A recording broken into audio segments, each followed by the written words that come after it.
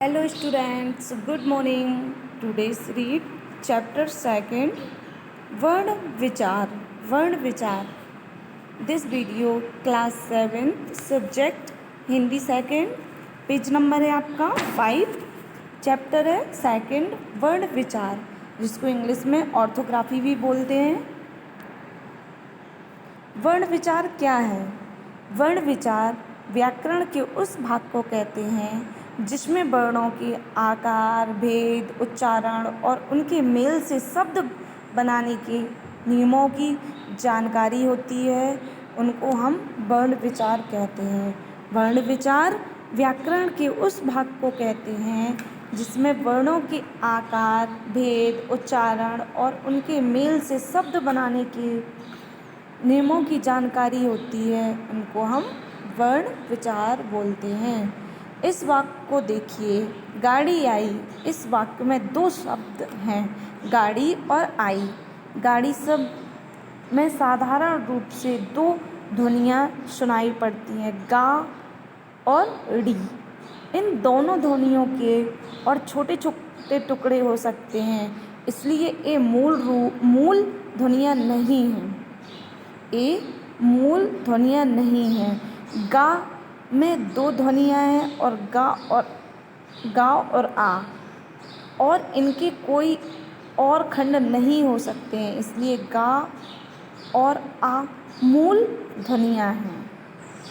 गा और बड़ा मूल ध्वनियाँ हैं और बड़ा गा और डी क्या है?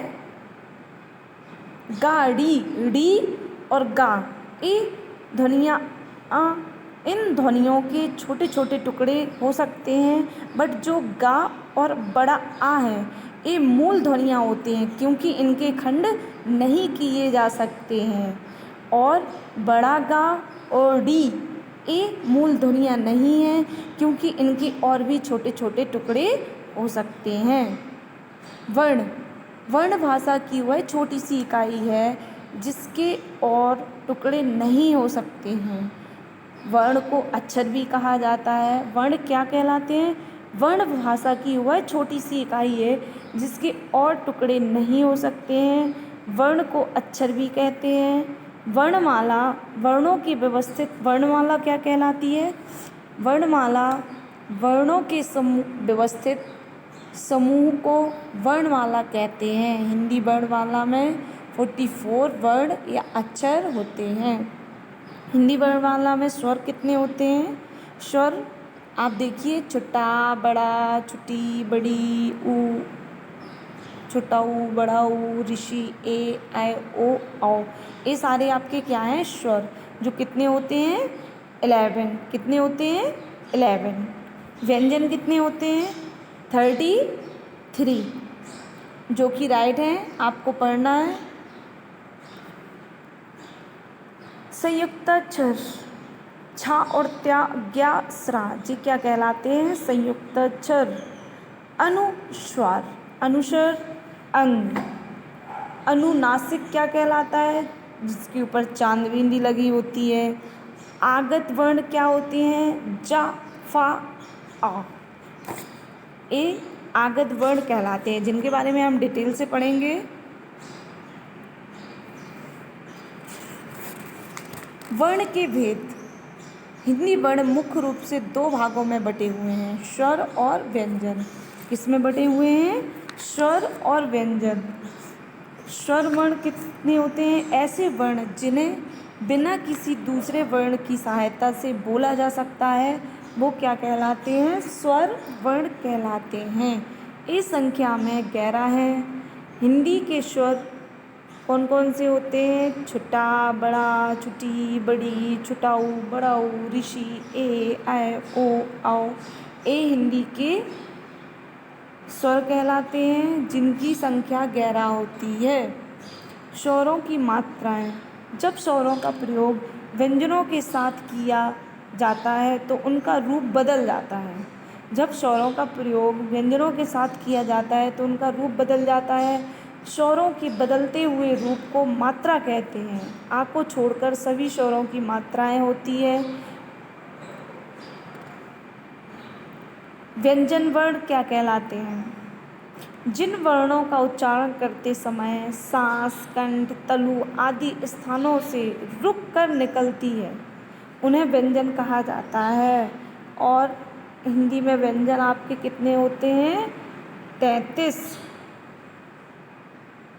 संयुक्ताक्षर को क्या कहलाते हैं? जब दो या दो से अधिक अक्षर मिलकर एक नया अक्षर बनाते हैं तब उन्हें संयुक्ताक्षर कहा जाता है। द्वैत्व व्यंजन क्या कहलाते हैं? जब एक ही वर्ण स्वर रहित और स्वर सहित मिल जाए तो उन्हें द्वैत्व व्यंजन कहते हैं, जैसे मक्का, मम्मी, बच्चा, अन्न। और संयुक्त व्यंजन क्या होते हैं? जब दो भिन्न व्यंजन एक स्वर रहित और दूसरा स्वर सहित आपस में मिलते हैं तो उन्हें संयुक्त व्यंजन कहते हैं, जैसे ग्वा, छा, स्वा। जैसे मक्खी, ग्वाला, मच्छर, स्वर, इनसे ऐसे शब्द बनते हैं। अनुस्वार। अनुस्वार का चिन्ह स्वर के ऊपर एक बिंदी होता है, जैसे अंग। इसके उच्चारण में हवा केवल नाक से निकलती है। जिस वर्ण का उच्चारण नाक से किया जाता है उसके ऊपर ही इसे लगाया जाता है, जैसे संतरा, बंदर।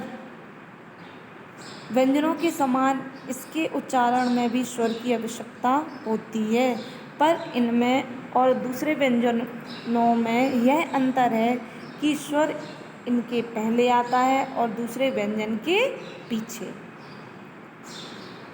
अनुनासिक, जिसे चंद्र बिंदु कहते हैं, चांद बिंदु कहते हैं, जब किसी स्वर का उच्चारण नासिका और मुख दोनों से किया जाता है। जब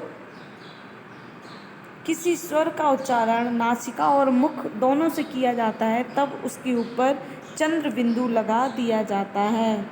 और अनुस्वार किसे बोलते हैं? ऊपर बिंदी अकेले होती है और इसके उच्चारण में हवा केवल नाक से निकलती है, जैसे संतरा, बंदर। और अनुनासिक क्या होता है? चांद बिंदु होती है। जब किसी स्वर का उच्चारण नासिका और मुख दोनों से किया जाता है तब उसके ऊपर चंद्र बिंदु लगा दी जाती है। यह अनुनासिक कहलाता है, जैसे हंसना, कहाँ, आँख, साज आदि।